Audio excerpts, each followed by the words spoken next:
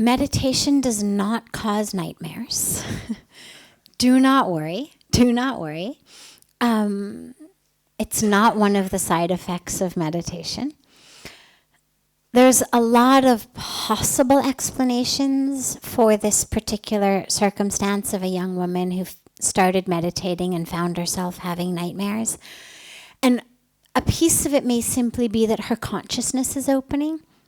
I read, actually, just today, I read a story of a woman who was a very, very deep spiritual seeker who was a meditator and who had gone to some people's home for dinner.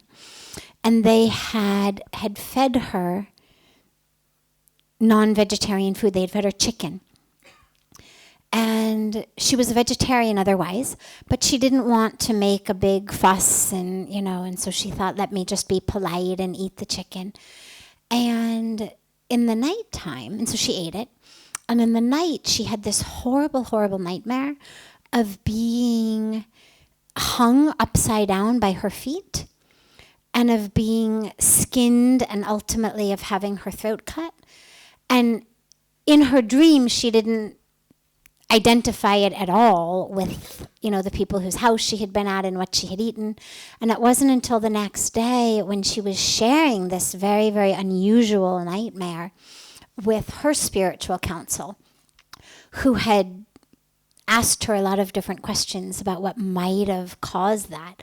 And he was able to put together the experience that she had had of eating the chicken with the nightmare that she had had of literally being a chicken.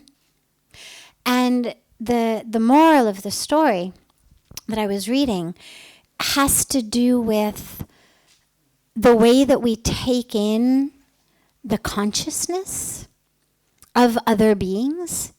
And so if you've been meditating and if your consciousness is expanding and is open, and you are interacting with people, or interacting with animals, or interacting with the planet in a way that is not necessarily in line with the highest consciousness, it wouldn't surprise me if that found you in your sleep.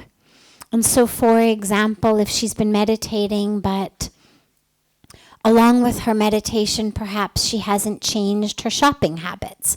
And so, for example, perhaps her shopping habits still include this craving for more and more and more, cheaper and cheaper and cheaper. And as we buy more and more and more, cheaper and cheaper, what we're doing is contributing to a global economy that creates sweatshops, and a global economy that creates child labor, and a global economy that's ravaging our earth.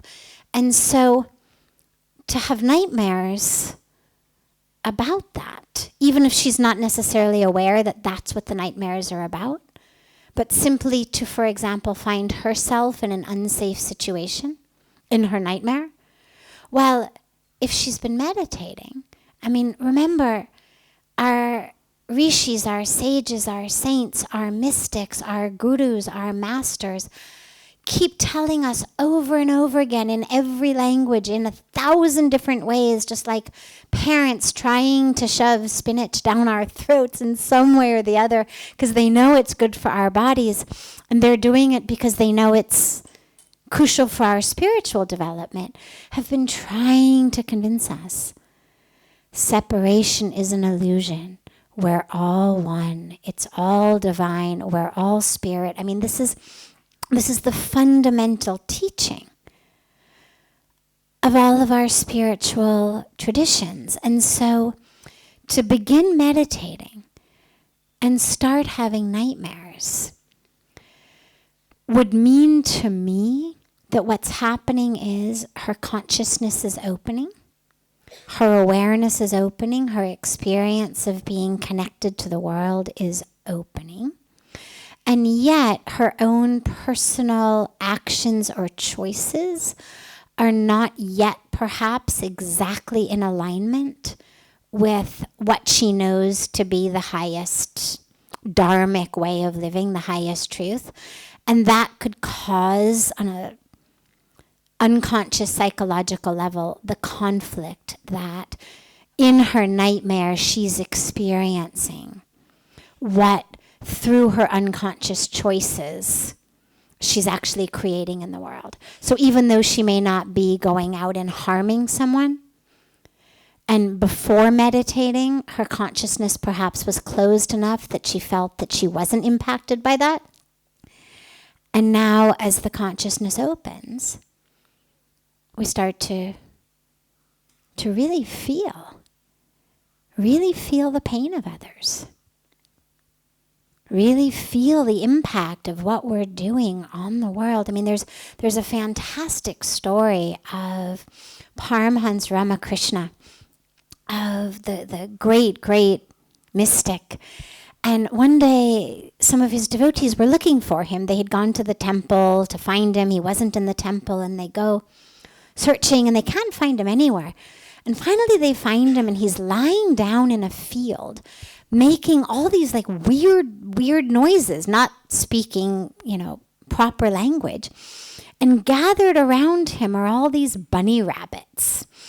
And he's speaking just funny noises. And the bunny rabbits then go, and he keeps lying in the field, and the devotees are watching. And a few moments later, from the other side, these snakes appear. And he's still speaking funny noises, but now different funny noises. And finally, his devotees come up to him because they get nervous, of course, seeing the snakes come near him. Bunny rabbits were okay, but snakes is scary. So the devotees come up and they say, please, what are you doing? And he says, well, you see, the snakes keep eating the bunny rabbits. And it's really not very nice because they're eating way more bunny rabbits than they need to take care of their hunger. And the bunny rabbits are very scared. And the bunny rabbits also have a right to life. And so I was negotiating a settlement, if you were, between the snakes and the bunny rabbits. I mean, the snakes, of course, have to live. So we have to accept that they can eat bunny rabbits where necessary. But only where necessary. So I was negotiating this settlement. And I love that story because the idea of a man being able in bunny rabbit and snake language to negotiate a settlement between them is, it's the stuff that children's stories are made of. It's not the stuff that as adults we believe. But it happened. He was a mystic, but he was an actual historical figure who lived not that long ago. And there's lots of books by lots of disciples who were with him. And this is what happened. And the reason I love the story is, for me, it's one of the most undeniable, palpable examples and pieces of evidence of how, when we are really spiritually aligned, how intricately connected we are with the rest of the natural world. And how, we can communicate. That may not necessarily be the goal, but at least the awareness that we have that ability, that we are so deeply connected to the natural world, that of course whatever is happening in the natural world is going to impact me in my unconscious, in my subconscious, in my dreams. So that would be perhaps where nightmares come after beginning a meditative practice.